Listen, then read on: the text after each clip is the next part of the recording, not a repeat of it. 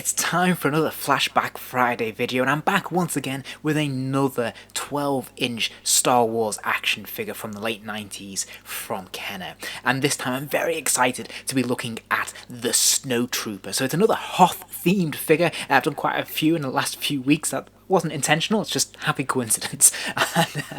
But I am very pleased to be looking at this chap today because he's absolutely one of my favourites in this line, and we'll see why. Obviously, take a closer look in a moment. But let's start off with the packaging. I think this is pretty familiar to all of you by now if you've seen any of the videos in this series. Of course, it is mostly window display. Gone is the fold and flap of the earlier series, which is a real shame. But we do have this fantastic window display where we can see the figure in all its glory there. Behind him, of course, we have that Power of the Force green lightsaber branding, which is pretty nice. Helps this figure really jump out of the package off the shelf, which is fantastic. Particularly that contrast between the green and the white is very, very strong here. We do have the starfield around the borders, and then if we flip on the side panel, we have this fantastic image that is taken directly from The Empire Strikes Back. It's a publicity still, and it looks really, really good. A really cool costume, very cool design for this variation of Stormtrooper. So this is very nice. You can put it on the shelf, you can stack it up with these other figures in the line, and you have a pretty diverse range of characters on display, which is lovely stuff. Now, if we look at the reverse of the packaging, we can see this very cool image at the bottom of the packaging, this larger image there of the Snowtrooper with this fantastic cannon or Gatling gun. Looks really very, very cool. It's a lovely image that we can see taken from The Empire Strikes Back. This is really, really fun and looks fantastic stuff. Above him we can see three other characters, all Hoth themed in this 12-inch line. We see Luke, who we've already done a video on. There's Han, who I looked at last week, and in the centre there we have the AT-AT driver, which is pretty cool. I actually don't own this one, but that's one I must track down at some point. The rest of the packaging is pretty bland. It is just that black background. We have the Star Wars logo at the top and a little bit of text, but yeah, it's absolutely fine. It's not the most dynamic images in the world, but I quite like this approach. I like seeing the other figures in the line. Out of the box, straight away I have to say he's pretty impressive. His costume has a little bit more detailing, an awful lot of texture, and some interesting paint apps as well. Now, there's not much to talk about in the way of sculpting. Of course, it is a plastic helmet piece. There's not an awful lot of detail here, nor is there any paint apps to speak of. But what is very cool is this sort of central flappy mask piece is actually made of this sort of faux leather material that was quite popular in the 90s. This can actually be flipped up, so you can kind of see the base mold underneath, which I probably wouldn't recommend doing.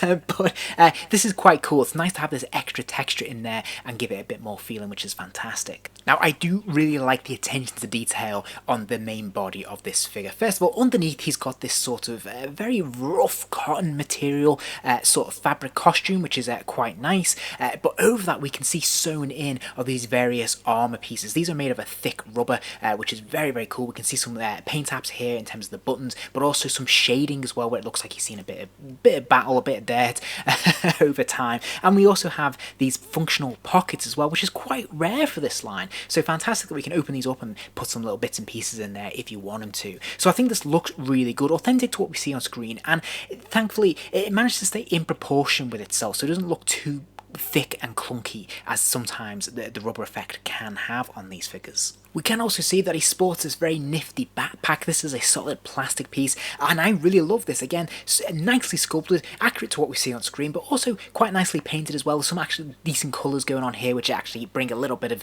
interest and visual flair to to this otherwise very stark white figure. So I think this looks really good, and it's pretty fun. It looks a little bit different to anything else in the line as well.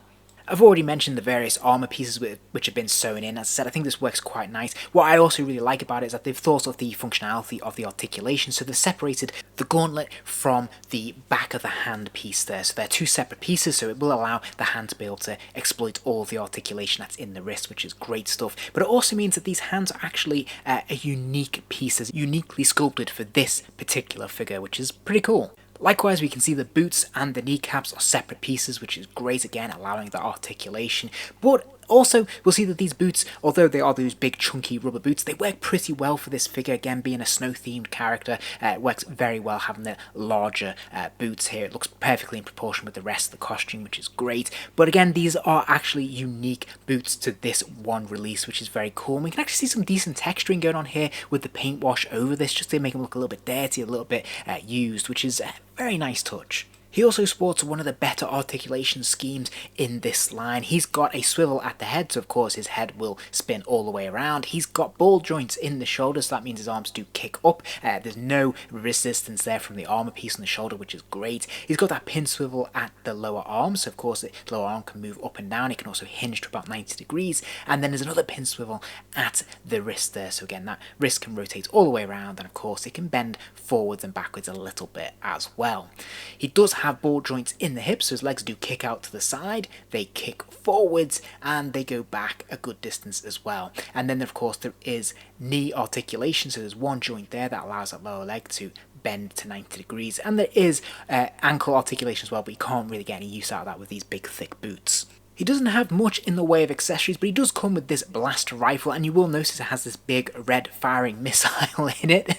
So of course, he can hold this very comfortably, which is great. He can hold it with both hands, which is absolutely crucial. I think this works. These guns tend to be a little bit too large to what we see on screen. They're a little bit out of proportion, but it works pretty well with this character because it looks like he's a gun-toting villain, which is great. Now, it is a firing missile, of course, so if you press down on the scope, it will fire off that missile. And if you, like me, you don't particularly like the look of having a big red bulb is on the end of your blaster, you can of course have him standing freely without this in there, which I think looks much better to an adult's eyes in an adult collection. So I think this looks really good. I really like this figure an awful lot. I think there's a lot of detailing on here. I like how there's smudged some dirt over the actual fabric costume as well, and peppered throughout the various armor pieces. I think it looks like he's seen some battle. There's something very enticing about the look of this character anyway. I think there's some kind of mysterious and cool and very action orientated, and I think the fact that he's got one of the better articulation schemes works really well for putting him in various different dynamic poses and having him fight your other your other figures, I suppose. So a very cool entry into this line, one that I'm very glad to have in my collection. If you enjoyed this video, please do give it a like, and remember to subscribe as there'll be plenty more videos soon.